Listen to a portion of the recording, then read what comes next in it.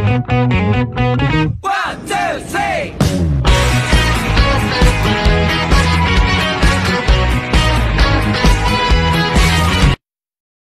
Mayong buntag na sad mga kajumer. So napunta karon sa amuang bagong video tutorial. So mao ni amuang pending works gahapon. So amo na nagi kladingan, gibatakan, and then for second coating ni sa skim coat. So ako lang gipakita nga naagay resulta ang trabaho sa taga-adlaw. So mao ni siyang kadawang kwarto o second bedroom. So amo ang second coat na ang sugdan mga kajumer. So mao na siya mga kajumer. So kaning master bedroom. So mao ning resulta sa amo ang gitrabaho. So muna siya mga ka-jumer. So atong plano karon kay ato ang testingan ang aircon kung mubugnaw ba or dili ang ato ang gitaod nga multi-split Daikin air conditioning unit. So karon ato ang ablihan ang iyahang valve sa condenser.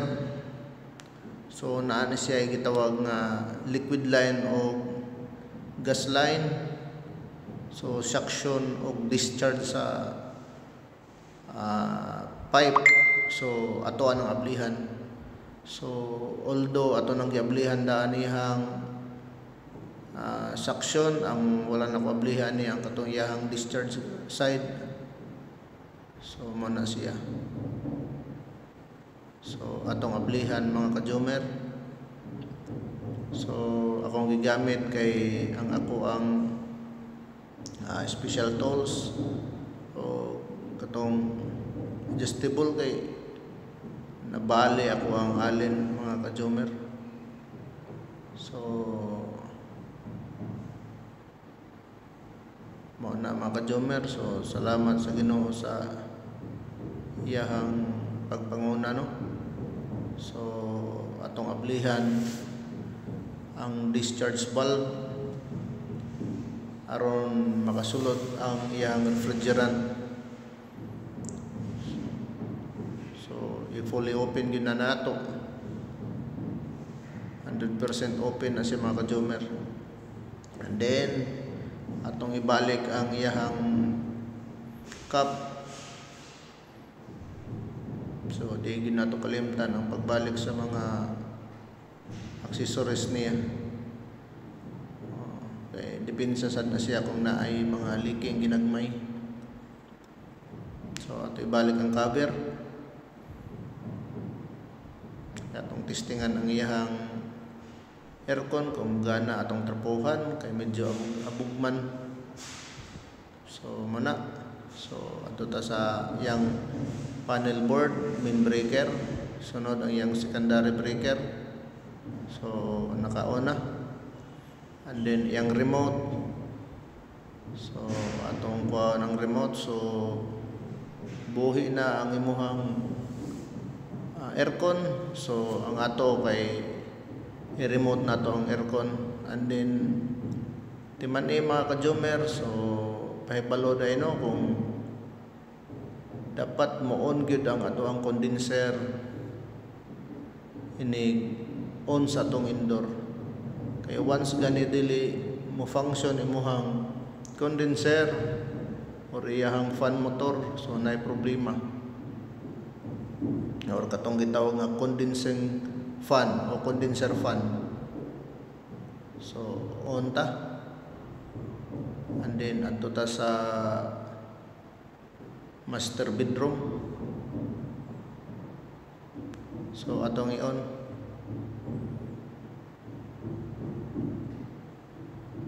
Okay, so nai-response mga kajumer sa iyang remote. So andar ang iyang aircon. So dapat mo andar ang aircon nga indoor, mo andar pod imuhang outdoor unit. Mga pila ka minuto mo andar imuhang outdoor. So ang imuhang basihan na iyang fan motor dapat nasa hangin diha. Pasabot ana nga naay signal gikan sa indoor padung sa outdoor. So akong balikon og on kay murag na paw man. Ako ay on. So muna, so nai-response mga ka-Jumer. So ni-on ang iyang aircon. So ato pabuton kung mubugnaw ba na or dili. So atong tanaw ng outdoor kung niandar ba. So niandar ra mga ka-Jumer. So daghang salamat sa Ginoo no. So niandar ra. So niandar ra and then pabuton nato nga mubugnaw iyang indoor.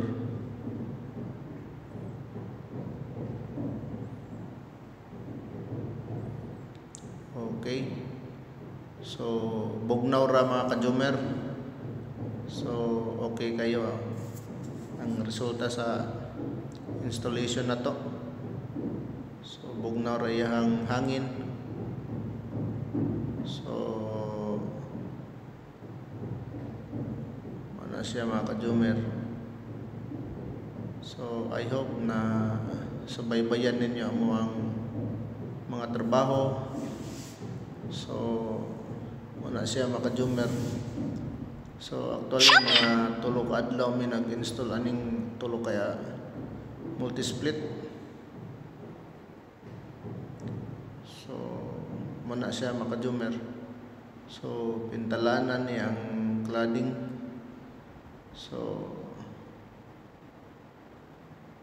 daang salamat no sa inyong pagsuporta sa amuang ginagmay nga video tutorial. So salamat sa Ginoo. God bless you all.